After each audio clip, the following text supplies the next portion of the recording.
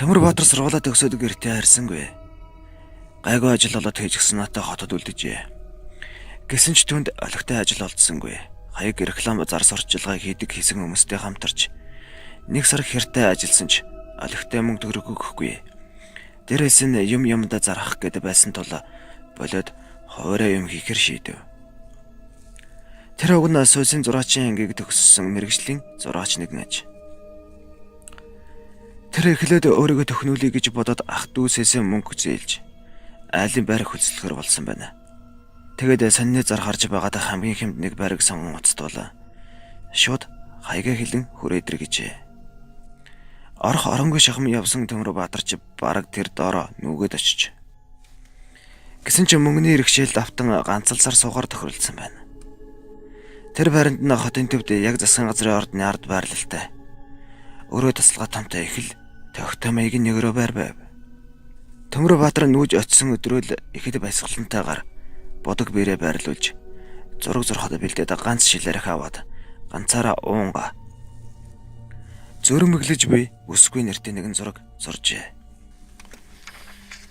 Ягд ч юм бэ түүний гар хөл тарих толгой гайхалтай ажиллаж бараг л хин нэгэн хилж заагаа юу гэлтэй нэгэн гонигт бүсгүй зургийг маш хурдан зураад орхиж.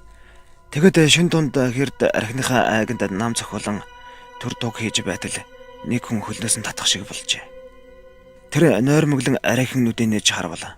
Түүний зураад орхисон бүсгүй зургийн өмнө нэг бүсгүй цагаан даваа нөмөрчгсөн. Толгойгоо толгон доош харан зогсож байгаа тэр. Энэ бүхнийг хараад Төмөрбаатар жаахан чочсон ч гэсэн архинаас болж байна гэж бодоод тоолгүй буцаад унтчихж. Тэгтэл маргааш шөнө нь түүнийг ивэрүүл унтж байтал галтгооных нөрөөний хаалга торхийн онгосноо буцаад хаагдах чимээ гарав. Тэгэхэр Төмөрбаатар өндийн бостол түүний унтж байсан өрөөний өвдөнд нэг бүсгүй зогсож байв. Төмөрбаатарын хар хөлсөн цутгаж хөдлөх гэсэн боловч гар хөлөө хүлээтэй юм шиг болцсон байв. Амьдралдаа айж үзээгүйгээр айсан мөн дээр нь ухаан алдах шахсан тэрээр өнөөх бүсгүүрээ гутлаа уншидэд өсрөн босч гэрлээ асаавала нөгөө хүүхэн ханхуй коридорлоо уусах шиг л алга болж. Тэгснэ удалгүй эмэгтэй хүн гиншин уйлах чимээ гарснаа шалж харлан алгаж гарсан байна. Айц ч хөдөст авцсан Төмөрбаатар дэмэлэх хувцас амсаа сууж байтал түүний зурсан өнөөх хүүхний зурагнаас нэгэн хүүхний царай тодрох шиг болсноо алга болчихж. Хэдий утасныг бүүмэд. Төмөрбаатар арай хийж үр залгадаг гэрээсээ хөнгөө гарчээ. Тэгэд тэр шөндөө гэртээ ярьж хонсонгүй. Маргааш нь хоёр найзтайгаа ярьж хонсон байна. Тэгэхдээ хоёр найзтай ийм тийм юм харагдсан гэж юу ч хэлээгүй байна. Тэр гурав нэг жилээрх аваад тэргээ хуваажун хууч хөрч байгаад шүн дундын үед унт хар хөвтцгээтэл гинт эмэгтэй хүний айлгуудын хөргөч юм ээ. Тодоос тод сонсогдчихэ. Үндэ зэрэгцээд нөгөөх хүүхний зурагч тар нархийн унсан байна. Тэгтэл нэг найз нь үндийн босч ирсэн ээ. Энд чинь юу вэ? Юу хүмүүс гараад ирвэ гэжээ. Төмөрбаатарч үндийн харвал тэдний өмнө хүүхэн залуу хоёр гараад ирсэн зогсож байхан тэр. Тэгснэ удалгүй учир зүггүй зодтолж эхэлсэн байна. Тэднийг харсаар байтал нөгөө залуу бүсгүйг орилуулан жарлуулан балваж толгоогоор нь хидгэд ханмаргүүлээд алга болчихж. Тэгтэл удсангүй шалны завсараас бүдэг цагаан отоо суунаглан өрөөний болонд очиж тонраад нөгөө хүүхэн болчихсон байна. Тэр гурвын айх гайхан зэрэгцэн арай л гарч гүйлгүй байсаар өглөө болгоод гарчээ.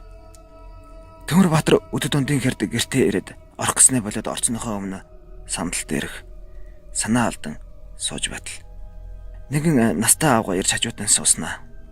Чи энэ хоёр давхрын хаалганд орсон уу гэж асуужээ. Тэр дууг толгой дахивла нөгөө аавга ийш тийш харснаа. Чамд тэгээд янз бүрийн юм үзэгдэж мэдэгдэхгүй байна уу гэж шивнэн асуусан байна. Түүнийг ямар нэгэн хэлэх гээд байгааг мэдсэн Төмөрбаатар үдсэн гарснаа хах сухс ярил авгаа. Тэгнэ тэр Энэ байранд орсон айлууд уддаггүй юм. Чамаас өмнө нэг залуу байж байгаад бараг солиороод гарсан зайлвал. Чиний байж байгаа байрны өмнөх эзэн ихнэрээ зодоод алчихсан юм. Тэрнээс хойш шилээ их эвгүй болчихсон бололтой юм билээ. Ихэд хямдхан зарсан даа хөрхий. Авсан аль нь ч энд удаагүй. Одоо дандаа хөслүүлж байгаа гэжээ. Үүнийг сонссон Төмөрбаатарч тэр дорой байрны эзэн лөө утассан байна.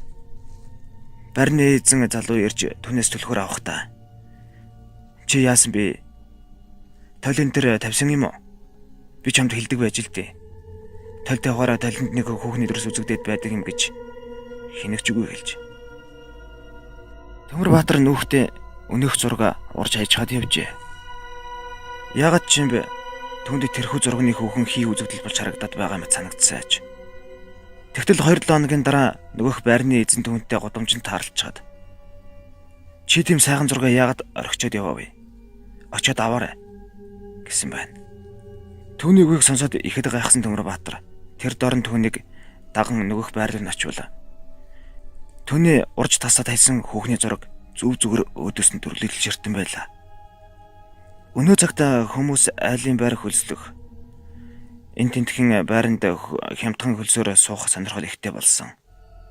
Гэтэл өмнө нь хэн хэрхэн яаж амьдарч байсан? Юу болсон? Юу болох нь тодорхойгүй айлын байрнуудад элдв юм их шүглсэн байдаг болохыг дээрх явдал харуулж байна.